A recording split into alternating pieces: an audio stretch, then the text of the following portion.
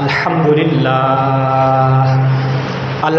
لله نحمده ونستعينه ونستغفره ونؤمن به ونتوكل عليه ونعوذ بالله من شرور أنفسنا ومن سيئات أعمالنا من يهده الله فلا مضل له ومن يضلله فلا هادي له ونشهد أن لا إله إلا الله وحده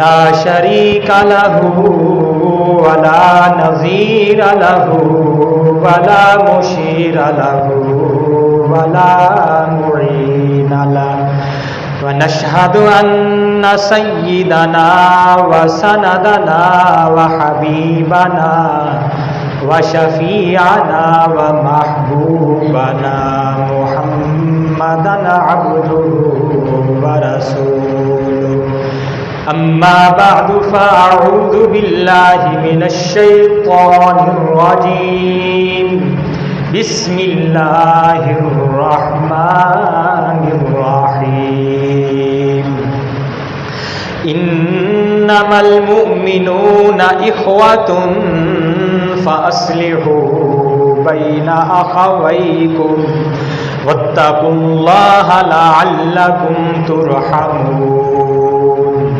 وقال الله تعالى في موضع آخر وفعلوا الخير لعلكم تفلحون وعن ابن عمر رضي الله تعالى عنه قال رسول الله صلى الله عليه وسلم المسلم أخو المسلم لا يظلمه ولا يسلمه وفي رواية آخر لا يظلمه ولا يخذله ولا يحقره أو كما قال عليه الصلاة والسلام صدق الله العظيم وصدق رسوله النبي الكريم ونحن على ذلك لمن الشاهدين والشاكرين. محترم بزرگوں، بھائیوں، گزشتہ جمعوں میں میں نے آپ کے سامنے نبی کریم صلی اللہ علیہ وآلہ وسلم کے حقوق بیان کیے تھے. آج جو آپ کے سامنے عرض کروں گا وہ یہ ہے کہ بندوں کے کیا حقوق ہیں. اس کے بارے میں میں نے آپ کے سامنے قرآن مجید کی کچھ آیات تلاوت کی اور احادیث مبارکہ میں سے 2-3 حدیثیں بھی میں نے آپ کے سامنے پڑھی. اللہ جل شانہ اپنے نبی کی قسمیں اٹھاتے ہیں. قرآن مجید میں کہیں ذات کی قسم اٹھا رہے ہیں، کہیں آپ کے اخلاق کی قسم اٹھائی جا رہی ہے، اور کہیں آپ کے شہر کی قسم اٹھائی جا رہی ہے. لا اقسم بہذا البلد، کہ میں اس شہر کی قسم اٹھاتا ہوں. اللہ تعالیٰ قسم اٹھا رہے ہیں. والضحى واللیل اذا سجا ما ودعك ربك وما قلى. اللہ تعالیٰ قسم اٹھا کر فرما رہے ہیں کہ آپ کے رب نے آپ کو نہ تو چھوڑا ہے اور نہ ہی آپ سے ناراض ہوئے ہیں. اب یہاں سوال پیدا ہوتا ہے کہ ہمیں تو روکا گیا ہے کہ اللہ کے علاوہ اور کسی کی قسم نہیں اٹھانی، صرف اللہ کی قسم اٹھا سکتے ہو، وہ بھی اگر قسم اٹھانی ہے تو۔ لیکن اللہ تعالیٰ اپنے نبی کی بھی قسم اٹھا رہے ہیں، نبی کے شہر کی بھی قسم اٹھا رہے ہیں، نبی کی ذات کی بھی قسم اٹھا رہے ہیں۔ تو یہ ہمیں ذہن میں رکھنا چاہیے کہ اللہ تعالی خالق ہے، ہم اس کی مخلوق ہیں۔ یہ سارے ضابطے، قانون، اصول مخلوق کے لیے تو ہیں، خالق کے لیے نہیں ہے۔ خالق ہے، اس کو کون کوئی پوچھنے والا ہے؟ وہ پوچھنے والے ہیں، لیکن ہم ان سے نہیں پوچھ سکتے۔ تو اللہ تعالیٰ خالق ہے، اللہ کی مرضی ہے۔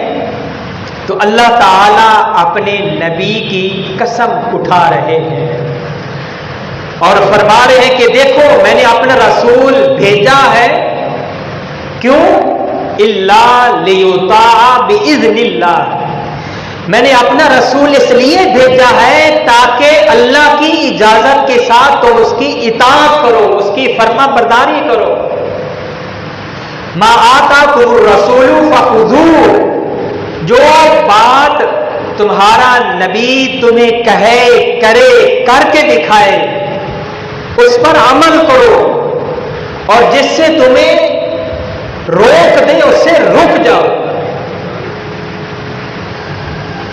مختلف جگہ پر اللہ تعالیٰ کا یہ حکم ہے کہ میرے نبی کی، میرے رسول کی اطاعت کرو۔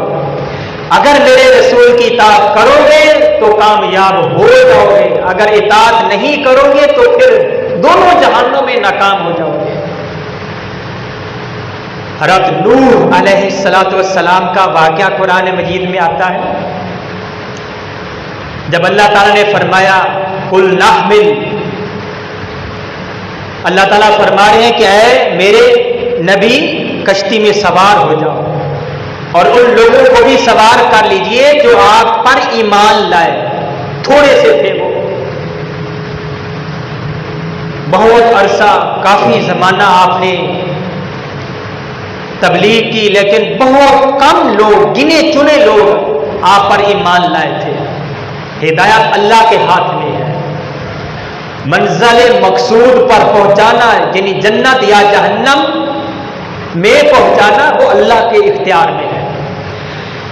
قرآن مجید میں آتا ہے انک لا تہدی من احببت، اے میرے نبی آپ کسی کو ہدایت نہیں دے سکتے جب تک میں نہ چاہوں۔ ہدایت کا دینا نہ دینا یہ اللہ کے ہاتھ میں ہے، اس لیے ہمیں اپنے عقائد بھی درست کرنے چاہیے۔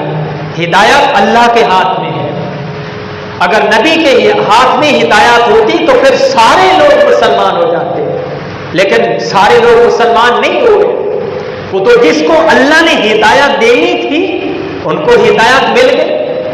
ابو لہب آپ کا قریبی رشتہ دار ہے، اس کے لیے قرآن مجید کی سورت نازل ہوتی ہے، تبت یدا ابی لہب وتب، عربی ہے، مکی ہے، سردار ہے اپنی قوم کا، لیکن ہمیشہ کے لیے راندہ درگاہ کیا گیا۔ اللہ تعالیٰ کا فرمان ہے ابو لہب خود بھی ہلاک ہوا اور اس کے ہاتھ بھی ہلاک ہوئے اور اس کی بیوی بھی ہلاک ہوئی، اور جو اس نے مال کمایا تھا کہ میں مال کے ذریعے سے اپنے آپ کو بچا لوں گا، وہ مال بھی اس کے کام نہ آیا۔ اور ادھر بلال حبشی رضی اللہ تعالیٰ عنہ کو دیکھ لیجیے، حبشہ سے چل کر آتے ہیں، ظاہراً کوئی خوبصورتی بھی نہیں ہے، شکل و صورت کے اعتبار سے کوئی خوبصورت نہیں ہے۔ ابو بکر صدیق رضی اللہ تعالیٰ عنہ جب ان کو خریدتے ہیں تو والد کہتا ہے اگر غلام خریدنا بھی تھا تو کوئی اچھے شکل و صورت والا غلام خریدتے، یہ آپ نے کیسا غلام خریدا؟ لیکن ابو بکر صدیق رضی اللہ تعالیٰ عنہ دل کی قیمت کو جانتے ہیں، اس لیے آپ نے فرمایا، نبی کریم صلی اللہ علیہ وسلم نے فرمایا اے بلال جب میں جنت میں گیا تو تم میرے آگے آگے چل رہے تھے اور تیرے چلنے کی آواز آہٹ جو تھی وہ مجھے سنائی گئی، کون سا عمل کرتے ہو؟ یہ بلال کی شان دیکھی۔ کہا یا رسول اللہ وضو اطمینان کے ساتھ، تسلی کے ساتھ وضو کرتا ہوں، پورے آداب کے ساتھ وضو کرتا ہوں، اور اس کے بعد 2 رکعت 4 رکعت تحیۃ الوضو پڑھ لیتا ہوں۔ آپ نے فرمایا اے بلال یہی وہ عمل ہے کہ اللہ تعالیٰ نے تجھے یہ مقام عطا فرمایا ہے۔ علماء نے اس پر لکھا ہے کہ حضرت بلال رضی اللہ تعالیٰ نے تو آپ کے خادم تھے، امتی تھے، صحابی تھے، وہ آپ سے آگے آگے کیسے چل رہے ہیں؟ حالانکہ آپ کو آگے ہونا چاہیے، لیکن بلال رضی اللہ تعالیٰ نے آگے آگے چل رہے ہیں۔ تو اس کا جواب یہ دیا گیا کہ وجہ اس کی یہ ہے کہ دنیا میں بھی حضرت بلال رضی اللہ تعالیٰ عنہ چونکہ خادم رسول تھے، آپ سے آگے آگے، آپ کے آگے آگے چلتے تھے، آپ کی حفاظت کے لیے کہ ہماری جان کی خیر ہے لیکن آپ کی جان کو، آپ کی ذات کو کوئی دکھ تکلیف نہ پہنچے۔ تو چونکہ وہ خادم آگے آگے چلتے تھے، دنیا میں بھی ایسے ہوتا ہے، خادم جو ہوتا ہے مخدوم سے، مرید پیر سے آگے آگے چلتے حفاظت کے لیے۔ تو اس لیے اللہ تعالی آخرت میں بھی بطور خادم کے بلال رضی اللہ تعالیٰ عنہ کو آپ سے آگے آگے چلائیں گے۔ یہ شان اللہ نے کیوں عطا فرمایا؟ کلمہ پڑھا تھا، حبشہ سے چلا، ایمان لایا، اللہ کے نبی نے اپنے سینے کے ساتھ لگایا۔ سلمان رضی اللہ تعالیٰ عنہ فارس سے چلتے ہیں، مکی بھی نہیں، مکہ مکرمہ کے رہنے والے بھی نہیں ہیں، زبان عربی بھی نہیں ہے، عجمی زبان ہے، لیکن وہاں سے چل کر جب کلمہ پڑھتے ہیں نبی کریم صلی اللہ علیہ وسلم اپنے سینے کے ساتھ لگاتے ہیں تو آپ نے فرمایا سلمان منا و اہل البیت، سلمان ہمارے اہل بیت کا فرد ہے۔ یہ کلمے کی بدولت اللہ کا شکر ادا کریں، اللہ نے ہمیں کلمہ عطا فرمایا، لا الہ الا اللہ محمد الرسول اللہ، اشہد ان لا الہ الا اللہ وحدہ لا شریک لہ واشہد ان محمدا عبدہ ورسولہ۔ اللہ کا شکر ادا کریں۔ حضرت صہیب رضی اللہ تعالیٰ روم سے چلتے ہیں، آپ پر ایمان لاتے ہیں۔ بلال رضی اللہ تعالیٰ ان کے بارے میں ایک موقع پر آئے، حضرت عمر فاروق رضی اللہ تعالیٰ بیٹھے ہوئے تھے، آپ کھڑے ہو گئے اس کے استقبال کے لیے اور فرمایا اے بلال یہاں میری جگہ پر بیٹھو، یہاں میری جگہ پر بیٹھو، اور آپ ہمارے سردار ہیں، آپ ہمارے سردار ہیں۔ یہ بلال کو رتبہ ملا کلمے کے صدقے۔ تو میرے عزیزو، اللہ کا فرمان کہ میں نے اپنا نبی دیا کہ اس کی اطاعت کرو، جس چیز سے روک دے رک جاؤ۔ اللہ کا بھی فرمان انما المؤمنون اخوۃ، کہ جو لوگ ایمان لائے وہ آپس میں ایک دوسرے کے بھائی ہیں۔ فاصلحوا بین اخویکم، اگر کوئی اونچ نیچ ہو بھی جائے تو آپس میں صلح کر لو، اور والصلح خیر، یہ دوسری جگہ اللہ کا فرمان کہ صلح کر لینا یہ اللہ کو بہت زیادہ پسند ہے، ہو جاتا ہے دنیا میں۔ اللہ کے نبی جب مدینہ پاک تشریف لائے تھے، 2 قبائل اوس اور خزرج آباد تھے۔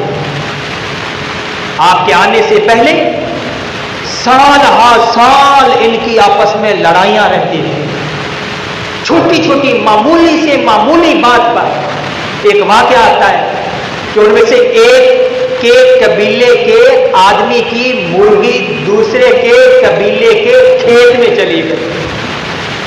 اب اس آدمی نے اس مرغی کو مار دیا، جس کی مرغی تھی وہ تلوار لے کر آ گیا۔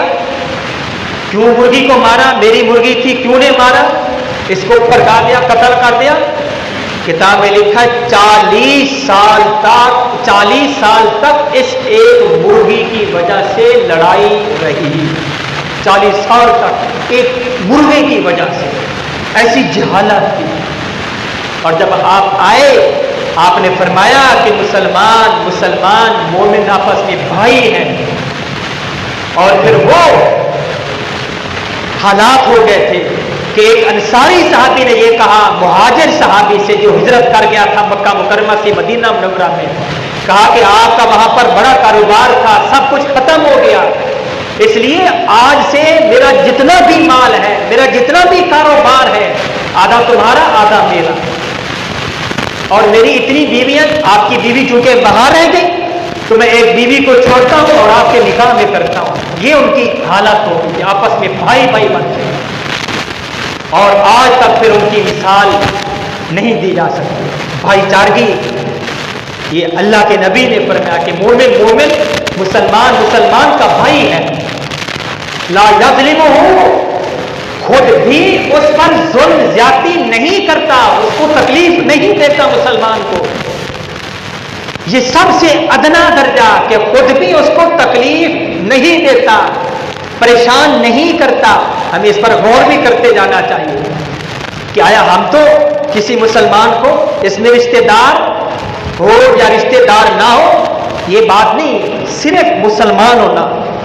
مسلمان کو تکلیف نہیں دیتا، مسلمان پر ظلم نہیں کرتا. یہ مسلمان کی پہچان ہے، مسلمان کی نشانی ہے. یہ سب سے ادنا درجہ، اور سب سے اعلیٰ درجہ آگے یہ آپ نے فرمایا وَلَا يُسْلِمُهُ، کہ نہ ہی مسلمان کو کسی ظالم کے سپرد کرتا ہے. آج ہم دیکھ لیں، یہی ہمارے سامنے فلسطین، اللہ کا شکر ہے اب وہاں پر جنگ بندی ہو گئی ہے، ورنہ کتنی وہاں پر لاکھ کے قریب شہادتیں ہوئی. اور آج اس بدماش کو ہر عالم اسلام کا جو حکمران ہے وہ اس کو امن کا انعام دینے کے لیے آگے پیش ہے کہ یہ سب سے بڑا امن کا علم بردار ہے. حالانکہ سب سے بڑا قتل کرنے والا انسانیت کو، چھوٹے معصوم بچوں کو، بزرگوں کو، عورتوں کو، بوڑھوں کو سب سے پیش پہ یہی تھا. اگر یہ پیچھے نہ ہوتا تو اسرائیل کی جرأت بالکل نہیں تھی. لیکن آج سارے اس کو امن کا انعام دینے کے لیے کہ یہ سب سے بڑا امن کا علم بردار ہے، امن پھیلانے والا ہے. پتہ نہیں ان کی عقلوں کو کیا ہو گیا. اللہ ان کو ہدایت دے. مجھے حدیث یاد آئی، میں اپنی طرف سے بات نہیں کروں گا. حدیث میں اللہ کے نبی نے فرمایا تھا ایک زمانہ آئے گا، ایک وقت آئے گا کہ کفار دعوت دیں گے، آ جاؤ، جیسے دسترخوان لگا ہوا اور اس دسترخوان پر دعوت دی جاتی ہے کہ آؤ کھانا کھا لو. کفار کو دعوت دیں گے کہ آ جاؤ، مسلمانوں کو قتل کریں، مسلمانوں کو ماریں. یہ حدیث میں آپ کو سنا رہا ہوں. صحابہ نے یہ کہا اور پھر آپ نے فرمایا کہ وہ مسلمانوں کو ماریں گے. جیسے آدمی کھانا کھاتا ہے ایسے وہ لقمے کی طرح مسلمانوں کو ختم کریں گے. صحابہ نے یہ کہا یا رسول اللہ، اتنی زیادہ مسلمانوں کی تعداد ہوگی، اس کے باوجود بھی کفار مسلمانوں کو قتل کریں گے؟ آپ نے فرمایا ہاں. کیسے یا رسول اللہ؟ آپ نے فرمایا کہ جب ان کے دل میں مال کی محبت پیدا ہو جائے گی، کرسی کی محبت پیدا ہو جائے گی، اقتدار کی محبت پیدا ہو جائے گی، موت سے ڈرنے لگیں گے، تو اس وقت کفار ان کو ایسے کھائیں گے جیسے کھانا کھایا جاتا، لقمہ کھایا جاتا ہے. اور آج یہی ہے، ہر ایک اسے اپنی کرسی کا، اپنے اقتدار کا ہے. پتہ نہیں کتنی تعریف پہ تعریف کیے جا رہے ہیں. یہ تو اللہ کا شکر ادا کریں کہ وہ معلوم ہو گیا، اس کو کوئی انعام نہیں ملا. اللہ کا قرآن یہ کہتا ہے یہود و نصارہ تمہارے کبھی بھی دوست نہیں ہو سکتے، کبھی بھی تمہارے خیر خواہ نہیں ہو سکتے. یہ ہو ہی نہیں سکتا کہ یہودی ہو، نصرانی ہو اور مسلمانوں کا خیر خواہ، ورنہ تو پھر قرآن غلط ہو جائے گا، اللہ کا فرمان غلط ہو جائے گا. اس لیے ہمیں دھوکہ ہے کہ ہمارے وہ خیر خواہ ہیں، ہم ان کے لیے یہ کریں گے، وہ کریں گے، ہمیں وہ یہ کریں گے. ایسے مسلمان بھی، اللہ مسلمانوں کو بھی ہدایت دے جو یہ کہتے ہیں کہ ہم مسلمانوں کے لیے، فلسطینی مسلمانوں کے لیے کیوں دعا کریں. میرے عزیزوں، یہ میں آپ کو حدیث سنا رہا ہوں میں. المسلم واخو المسلم، حدیث میں آتا ہے کہ سارے کے سارے مسلمان ایک جسم کی طرح ہیں. جسم کے اگر کسی ایک عضو میں، ایک حصے میں درد ہو، تکلیف ہو، تو پورا جسم اس تکلیف کو محسوس کرتا ہے، بے چین ہو جاتا ہے. آج مسلمان کی یہ حالت ہونی چاہیے کہ دنیا کے کسی کونے میں بھی اگر کسی مسلمان کو دکھ اور تکلیف پہنچے تو ہم اس کے لیے تڑپیں، اس کے لیے بے چین ہو جائیں کہ آج ہمارا مسلمان تکلیف میں مبتلا ہے۔ کتنے ممالک میں ہندوستان میں بھی ہے، برما میں بھی ہے، کشمیر میں بھی ہے، چائنا میں ہے، مسلمان بیچارے بہت تکلیف میں ہیں۔ کم از کم ہم ان کے لیے دعائیں تو کر سکتے ہیں، دعائیں تو کریں جو ہم کر سکتے ہیں۔ اس لیے ہمیشہ یہ ہمارے سامنے یہ آپ کا فرمان ہونا چاہیے۔ حدیث میں آتا لا یظلمہ ولا یسلمہ ولا یخذلہ، مسلمان کا بھائی ہے، نہ اس پر ظلم کرتا ہے، نہ اس کو ظالم کے سپرد کرتا ہے، اور نہ ہی اس کی تذلیل کرتا ہے، نہ ہی اس کو رسوا کرتا ہے۔ یہ مسلم شریف کے اندر یہ حدیث شریف ہے، سیاستہ میں سے ایک مسلم شریف حدیث کی کتاب، اس میں یہ الفاظ آتے ہیں لا یخذل، مسلمان کو رسوا بھی نہیں کرتا، ایسا بول نہیں بولتا کہ دوسرے مسلمان کو دکھ پہنچے، دوسرا مسلمان بیچارہ رسوا ہو جائے۔ اس لیے میرے بھائیوں ہم زبان کو بھی صحیح استعمال کریں۔ اب شاید ہم نام کے مسلمان حقیقت اور ولا یحقیرہ، یہ آگے لفظ کہ مسلمان کی تحقیر بھی نہیں کرتا، کہ یہ کیا، اس کی تو کوئی قدر و قیمت نہیں۔ بھائی اس کے دل میں دیکھو کلمہ ہے، لا الہ الا اللہ محمد الرسول اللہ اس کے دل میں ہے، وہ مسلمان ہے، مومن ہے۔ اور اللہ کے نبی یہ فرما رہے کہ مسلمان کی پہچان یہ ہے کہ مسلمان کو نہ تو رسوا کرتا ہے اور نہ ہی اس کی تحقیر کرتا ہے، اس کی بے عزتی کرتا ہے۔ میرے ایک دوست اور بھائی ہیں، مجھے وہ کہہ رہے تھے دیکھیں مولانا کہ جب کوئی کسی کی طرف یوں انگلی کرتا ہے تو 3 انگلیاں خود اس کی طرف ہوتی ہیں۔ یہ ہم کر کے دیکھ لیں کہ 3 انگلیاں ہماری طرف ہوتی ہیں، ہم ایک انگلی دوسرے کی طرف کریں گے تو باقی 3 انگلیاں وہ ہماری طرف ہوتی ہیں۔ اور یہ نبی کی سنت تھی، آپ کسی کی طرف یوں انگلی سے خطاب نہیں کیا کرتے تھے، انگلی سے اشارہ نہیں کیا کرتے تھے، یہ حدیث کی کتابوں میں لکھا ہے۔ یہ آپ کے اخلاق تھے، نرمی کرنا۔ ان اللہ رفیق یحب الرفق، اللہ تعالی نرم ہے، نرمی کرنے کو ہی پسند فرماتے ہیں، اس لیے نرمی کرو۔ کونوا عباد اللہ اخوانا، یہ حدیث کے الفاظ کہ اے اللہ کے بندو آپس میں بھائی بن کر زندگی گزارو، کسی پر ظلم زیادتی نہ کرو، کسی کی تحقیر نہ کرو، کسی کی بے عزتی نہ کرو۔ یہ صاحب حدیث کے الفاظ ہیں۔ لیکن آج مسلمان کو دیکھ، آج پنجابی کی حمایت کرے گا، سندھی بلوچی کی حمایت نہیں کرے گا، حالانکہ ہم سب قرآن مجید میں آتا یا ایھا الناس انا خلقناکم من ذکر و انثی، ایک مرد اور ایک عورت سے تمہیں پیدا کیا ہے، آدم علیہ السلام اور حوا علیہ السلام سے پیدا کیا ہے۔ تو اس اعتبار سے سارے کے سارے دنیا کے انسان وہ ایک ماں ایک باپ کی اولاد ہے، لیکن زبانیں ہر ایک کی مختلف۔ اب چاہیے تو یہ تھا کہ زبان ہر ایک کی ایک ہوتی، رنگ شکل سب کی ایک ہوتی، شکل و صورت سب کی ایک ہوتی، لیکن اس میں مختلف ہے۔ وہ اللہ نے جواب دیا، یہ کیوں؟ لتعارفوا، تاکہ تم ایک دوسرے کو پہچان سکو۔ اللہ نے قبائل بنائے، شعوب و قبائل، خاندان بنائے، قبائل بنائے۔ مثال میں دیتا ہوں، اس لیے ہمارے سامنے 3 آدمی ہیں، تینوں کا نام عبد الرحمان ہے۔ اب کیسے ان کی پہچان ہوگی؟ وہ خاندان سے پہچان ہوگی، قبائل سے پہچان ہوگی۔ تو یہ پہچان کے لیے، اس لیے نہیں کہ ہم اس کی وجہ سے فخر کریں یا تکبر کریں، اس سے اللہ نے روکا ہے۔ ان اکرمکم عند اللہ اتقاکم، اللہ کے ہاں سب سے زیادہ معزز قابل عزت وہ ہے جو سب سے زیادہ اللہ سے ڈرنے والا ہے۔ یا ایھا الذین آمنوا اتقوا اللہ، اے ایمان والو اللہ سے ڈرو، اللہ سے ڈرو۔ اور یہ ڈر کہاں سے حاصل ہوگا وہ بھی آگے اللہ نے بتایا، وَكُونُوا مَعَ الصَّادِقِينَ، کہ یہ ڈر تمہارے دلوں میں، تقویٰ تمہارے دلوں میں اس وقت پیدا ہوگا جب تم سچے لوگوں کے ساتھ رہو، نیک لوگوں کے ساتھ رہو گے، علماء کے ساتھ رہو گے، بزرگوں کے ساتھ رہو گے، نیک مجالس میں تم رہو گے۔ وہ کہتے ہیں نا خربوزہ خربوزے کو دیکھ کر رنگ پکڑتا ہے، تو یہ ہمیں بتایا جا رہا ہے اپنے اندر اللہ کا خوف تقویٰ پیدا کرو، بھائی بھائی بن کر زندگی گزارو، کسی پر ظلم زیادتی نہ کرو، کسی کی تذلیل نہ کرو۔ انسان ہے اس سے غلطیاں ہوتی رہتی ہیں۔